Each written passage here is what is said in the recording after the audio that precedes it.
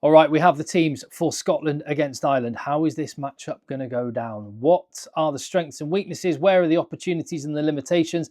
And if you had every Scotsman and all 23 Irishmen, who would you put together into a combined team? And what does that tell us about how this game is going to go? Things that I'm going to cover on this video here on Egg Chasers. I'm Tim, and please leave your comments down below. Drop a thumbs up on the video as well. I'd really appreciate that. So I've been sort of tapping my watch today. Ireland announced their team nice and early this morning. I've been thinking, oh, Scotland will announce theirs any second now. Kept waiting. But finally, here we go. And we can talk about the Scottish team, which shows 3 changes to the starting 15. Now, 2 that I think were expected, widely expected. I certainly expected. 1 that I didn't.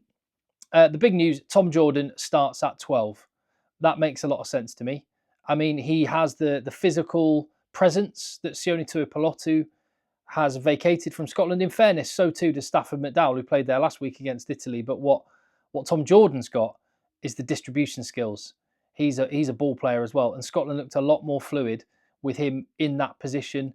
He can play 10, he can play 12, he can play 15. He might be moved around within the game. But I think that's a positive move from Scotland with Tom Jordan at 12 and Stafford McDowell down to the bench. The second change that I expected, Jack Dempsey comes into the starting lineup. He came back from injury. He's had some rugby, came off the bench, played well, starts.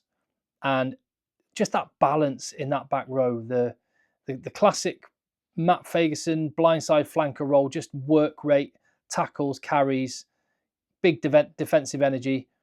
You've got Rory Darge, brilliant over the ball, hunts the 10, and just all action. And then Jack Dempsey, who is a proper baller. He can do lovely offloads, out the back passes, get the ball round, one-handed pass round the back, and he's brilliant in those wide channels. And Scotland will want to see him rampaging out there. And that matchup with Caelan Doris is a really interesting one. So I expected both of those. Jamie Ritchie dropping to the bench in what is a 6-2 split. I'll come to the bench in a minute. The change in the starting 15 I didn't expect is Rory Sutherland starting and Pierre Schoeman on the bench. What is going on there? What do you think is happening? Now, Rory Sutherland, he looks big again. He's kind of, I was just thinking the other week, he seems like he's coming into some form. Like, is this British and Irish Lions Rory Sutherland? It's a Lions year, he's back. I don't know whether he's got the number 1 jersey just purely on merit. Maybe it's, I don't know. What else is going on? Because Pierre Schoeman's been an automatic choice for Scotland in that role. And I wonder if Gregor Townsend is trying to finish the game strongly. Is he worried about that final 20 minutes where Scotland, just like England have tended to fade, particularly against teams which have maybe got a bit more firepower, and fearing Ireland and their firepower that they bring off the bench? Is he trying to match like with like? Maybe when... Well, yeah, the other thing is Ireland have a relatively inexperienced tight head prop replacement in Thomas Clarkson. I'll come to Ireland in a minute. Maybe he's just trying to get an edge there and thinking Rory Sutherland can try and do a job up against Finlay Bealham to start with, but they might be able to actually drop the hammer a little bit in those final stages. I'd like to think that's the reason why. And if so, I see that as quite a positive. And also on the bench, I mentioned a 6-2 split. Sam Skinner came into the squad. He's into the match day 23. So they've got some big bodies that can come off the bench, some cavalry they can call upon for forward replacements. Jamie Dobie goes in ahead of his clubmate George Horn. That is purely a selection because Jamie Dobie can play on the wing. And he's a bit of a live wire as well. I like him a lot there. So Kyle Rowe misses out on the squad. And that is your Scotland team. It looks good. Missing some key players, but looking really good besides. As for Ireland, and if Gregor Townsend was anticipating an Ireland squad with firepower on the bench, and that's why maybe he's trying to load his bench up a little bit, then it looks like a smart move. Because just before I get into the Ireland team, look at that bench. Look at that bench. Sheehan, Baird, Conan, Murray, Crowley, Ringrose on the bench. Talk about a bomb squad. Gary Ringrose. I mean, that is unreal quality. You've probably got British, at least a couple. Well, you've probably got a couple of British and Irish Lions starters in test matches later this year on the bench. And that's a big call, isn't it? What's Simon Easterby's thinking with the centre position? Is it just rotation? I'm assuming probably that is just the rotation. Robbie Henshaw's excellent. And in some ways, Gary Ringrose might be better defensively than Robbie Henshaw at 13, but you can argue that Robbie Henshaw is better on attack than Gary Ringrose is. So is he looking for something there, or is this just a rotation? Maybe in the next game it'll be Henshaw 12, Ringrose 13. We'll see. And the other one, of course, how could I go any further without mentioning the War God is back, Peter O'Mahony at 6. I remember people last year, ahead of that Scotland game in Dublin, people were saying it would be his last game for Ireland.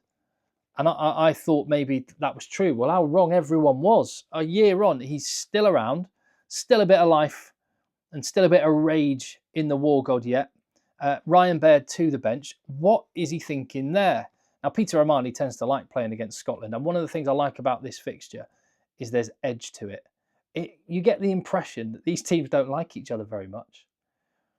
And it just gets a bit tasty sometimes. And if you want someone just to go in there and stick his head in the spokes when it's a tight first half, physical, maybe bordering on spilling over at times, then yeah, you'd send Peter O'Mahony in. And quite often I do think, and I've talked about this a lot on the channel, I do think people underappreciate experience. We saw just how good the experience that Ireland's bench had last week compared to England's youth on the bench. You saw what a difference that made. And I think sometimes we're too quick to cast aside players just because they get into their mid-30s. I think it's a mistake. Experience is of huge value in big games. And make no mistake, for Ireland, this is a massive game. Yes, everyone could be thinking it's all going to come down to the France game in Dublin. This is a banana skin. Scotland have to try and get this one. If they're going to deliver on the potential that their players have got, all of the talent that Scotland have got, the stars have aligned, they've got a team. They're missing a couple of players, but so are Ireland, but they've got a team that's capable of winning a Six Nations Championship. This is the game. This is the 80 minutes that is going to be the yardstick of where this Scotland team is at. And can they actually deliver and not let another year pass them by? This is huge. So the experience of Peter O'Mahony, I'm here for it. And yeah, I mentioned Gary Ringrose, Dan Sheehan, Jack Conan, Jack Crowley. They were all so good last week that I thought all of them would be in the conversation to maybe be starting this week, but they're all on the bench. And I do think there is maybe, you're looking at Gregor Townsend's team, I think there's maybe a mindset shift in how teams are approaching the bench. And more points are scored in the final quarter of games than at any other period during a match. And South Africa, the back-to-back world champions, have made a virtue of making sure they have almost a stronger team on to finish a game than starts a game. And I wonder if we're seeing a little bit of that with Ireland. I think Dan Sheehan, with his 8 months out with an ACL injury, is probably why he's still on the bench. But Jack Crowley, maybe that is the reason why he is on the bench from the start, because he'll be there to finish the game. Maybe that's why Jack Conan, as good as he was, isn't starting at 6 and Peter O'Mahony's leapfrogged him and come in there, because he will be better finishing a game. I think there is definitely something in that. Yeah, no Ulsterman in the squad is another note I made. That's a bit of a shame. Just doesn't. I mean, it is what it is, but just it's a shame. Well, I think we can say that it's a shame. As for the combined 23-man squad, I went there. There's some really tough calls, and in a lot of cases, it is kind of 50-50 coin toss stuff. So James Ryan over Grant Gilchrist was one that I went back and forth with a little bit. And the rest of them, it's close. You've got Josh van der Fleer, but Rory Darge is not far behind. You've got Caelan Doris, Jack Dempsey is not far behind. You've got, I put Duhan van der Merwe on the opposite wing. Mac Hansen and Darcy Graham are both great. And the one that I had the hardest time picking was fullback. I love Hugo Keenan. He makes so few mistakes. And I'm surprised that I actually went for Blair Kinghorn. I think Keenan, if there was a World Cup final next weekend and I had to pick a fullback, I'd pick Hugo Keenan. But that would be going on past form. I mean, he's been brilliant, but Blair Kinghorn is just, he's playing out of his skin just now. So that's as much of a coin flip as you're going to get. And I went for Blair Kinghorn. Ireland have an edge on the bench. Ireland have an edge up front. Scotland have the firepower in the back line.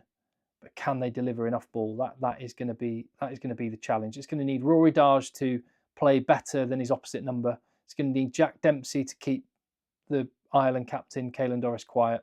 It's going to need Grant Gilchrist to smash rucks and smash people all day long and do a better job at that than James Ryan and guys like Pierre Schoeman to come off the bench and just tear it up for Scotland.